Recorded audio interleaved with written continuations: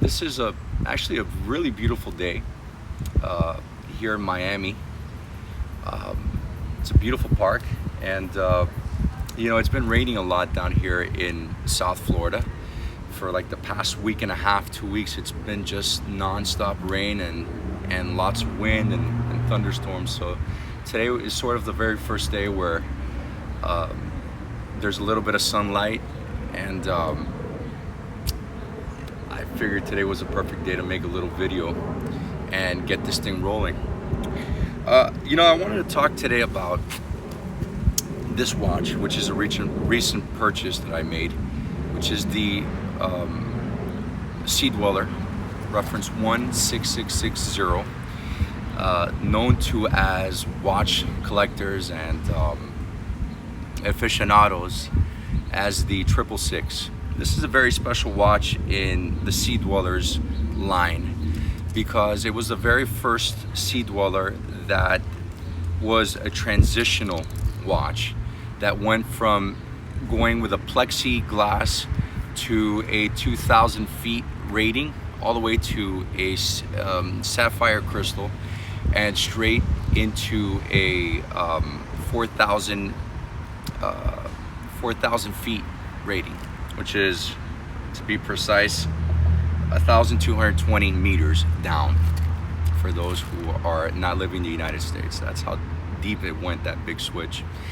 And it is the 1665, which was the very rare single red Sea-Dweller.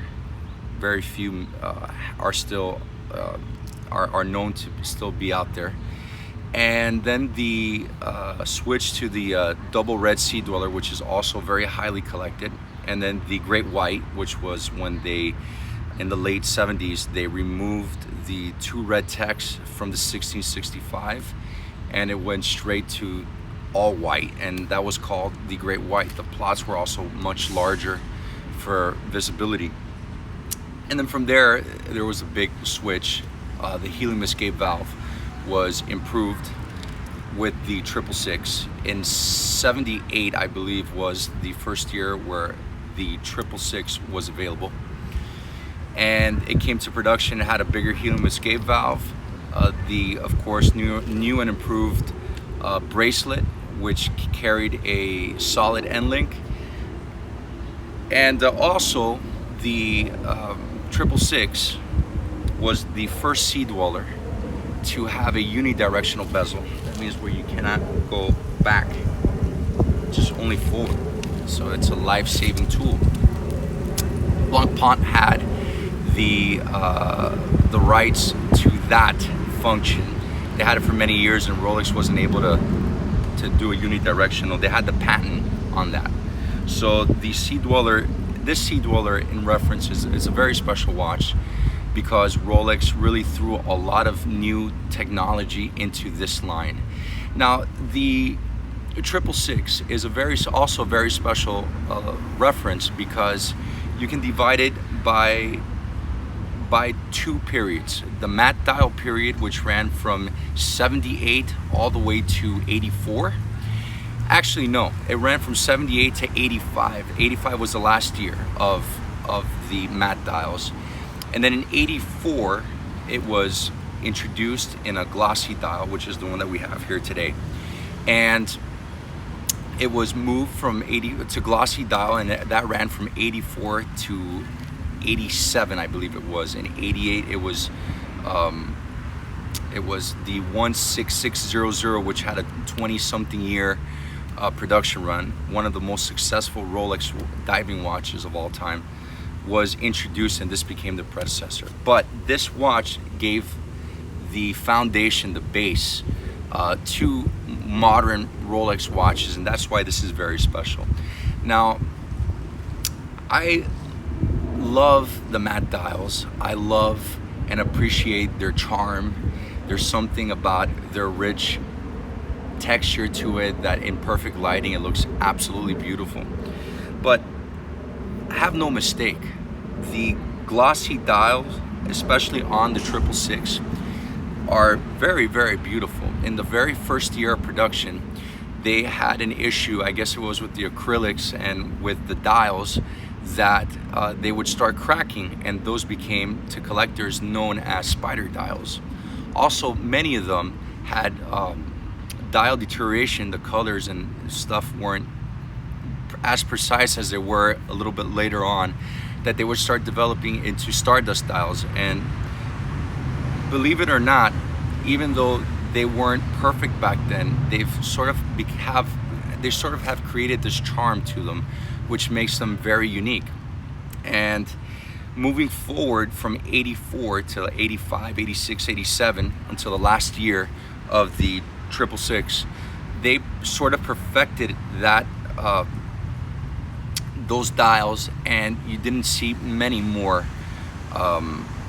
spider dials and more stardust dials, although there are some examples out there which I've seen personally from later years that do have them. It's actually harder to see them. This is an 84 Sea-Dweller. It's has the perfect patina to it. I'm not sure if you can see it. I'll show you in other clips, but that has a pumpkin patina. It's just, when I saw it, my buddy was selling it. I have a good friend of mine who he owns a vintage watch shop here in Miami, in downtown, and this was part of his personal watch collection. He had bought it about 4 years ago, and when he saw it, he was like, I'm not selling it, this is mine, this is going straight to the collection.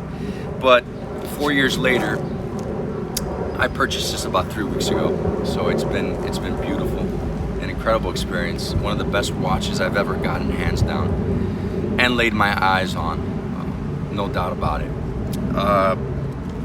He told me, look, you know, I got a couple of 666 Sea-Dwellers. He's also a big Sea-Dweller fan, as I am, and appreciates the line very much. He says, look, I got a couple of these, and you know, I got to get rid of one. You know, I can't justify having so many Sea-Dwellers. And he put it up, and I saw it, and I was like, listen, let me check that watch out. And I started looking at it, and folks, I can't stress this out many times enough, but when you buy vintage watches, if you're not going into a shop that is well recognized, you know, it doesn't have a lot of credibility, you got to do your homework. You got to really study the reference, study the watch, how the watches work, what are the right parts. Make sure they open up the watch, because many people throughout the years, especially back in the 70s and the 80s, people didn't know, and they would start switching up parts into the watches, and a lot of the value is lost because the insert is a service insert, or you know, it has the wrong set of hands, or the hour plots were changed from tritium to luminova, or it was serviced by Rolex. All these things, believe it or not, even the bracelet. Remember, the 666 was the very first Sea-Dweller to have solid end links. So it's important to know these things. Some people swap them out and they put a Submariner bracelet on it, or one that doesn't have a solid end link bracelet, for speaking on a 666. But depending on what watch you get, GMT, Sub, Milgauss, Explorer 1, whatever it is, make sure that you do your research well, so you don't get screwed out later and you spend more money than what you're supposed to spend on that watch. So it's very important when you buy vintage that you go either with somebody that knows their game, or you make your research. You take a couple of weeks to study that, and then you go for it. But overall, this is a very special watch. I've always been such a fan, as I said before, of a little while ago in this video, of the Sea-Dweller line, because it's Rolex's pioneering line. It's Rolex's line of saying, this is what we can do, this is where we're going, and watch out. You know, the Sea-Dweller is a very special line for Rolex. It's not their most popular line because if you notice, they don't promote it a lot on their social media. They don't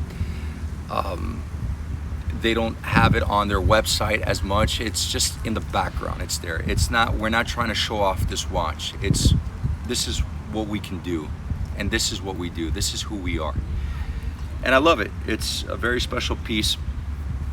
From the 1665 came the 666. You had the matte dials, and then you had the gloss dials. Now, for a period of 1 year, from 84 to 85, you had the option of selecting either a matte dial or a gloss dial. Now, I know that the matte dials are more collectible these days. The gloss dials were actually made fewer than the matte dials because they had only a 4-year production run, a 3.5-year production run, while the matte dials had about a 6.5-year production run.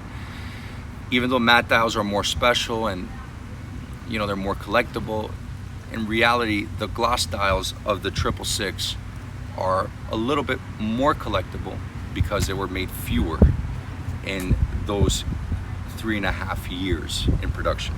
From the 666 came the 16600, and then obviously after, I believe it was a 23-year production run of the 16600, unquestionably one of their most successful watches of all time.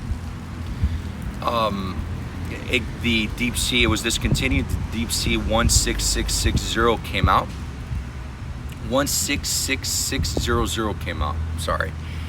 And then that went running, and then that had a production run for 10 years. And in 2014 to 2017, only 3 years, a 40mm Sea-Dweller reference 116600 came out.